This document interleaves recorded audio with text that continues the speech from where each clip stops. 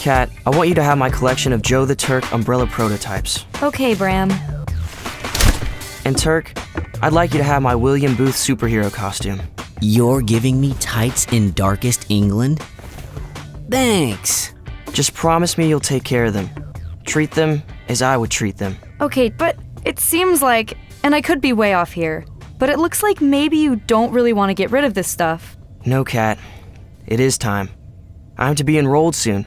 And if I'm to be a good junior soldier, I know that I'm going to have to say goodbye to such things. You're being enrolled as a junior soldier. They're not sending you off to be a monk. But won't things be different once I'm enrolled?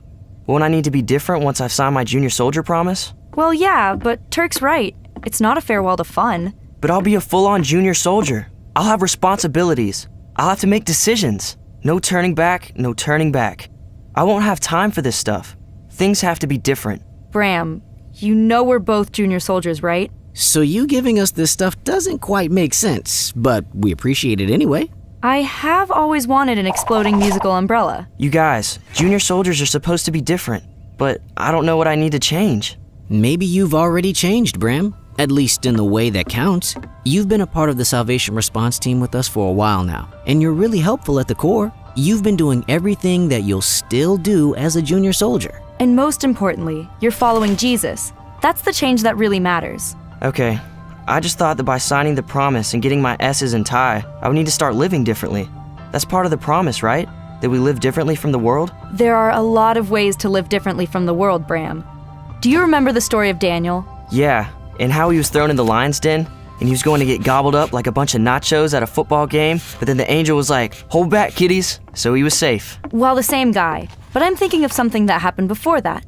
Daniel and 3 of his friends were brought into the court of King Nebuchadnezzar. Bless you. That never gets old. King Nebi and his Babylonian army had conquered Daniel and his people. But one of the ways that he tried to show his strength wasn't to be cruel to them, it was to try and spoil them with greasy, delicious foods that would have made Daniel compromise their promise to God. The foods were against God's law. So instead, Daniel told King Nebi that they would only eat foods that their promise to God allowed, and then the king could see after 10 days who was healthier. And when the 10 days were up, everyone saw that Daniel and his friends were stronger and healthier than the ones who ate the king's rich royal foods, even though they only ate vegetables and water. So, do I need to get a bunch of carrot sticks then?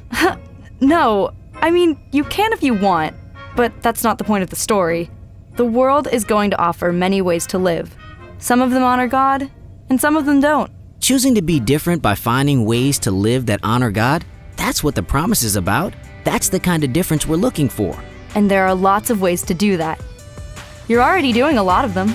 I am? Sure you are. You're a very giving person, Bram. The way you always think of others before yourself is definitely different in a world that doesn't really work that way. That's a very junior soldier way to be. I guess that I thought it needed to be something more than that. Well, as we get older, I think that might be true.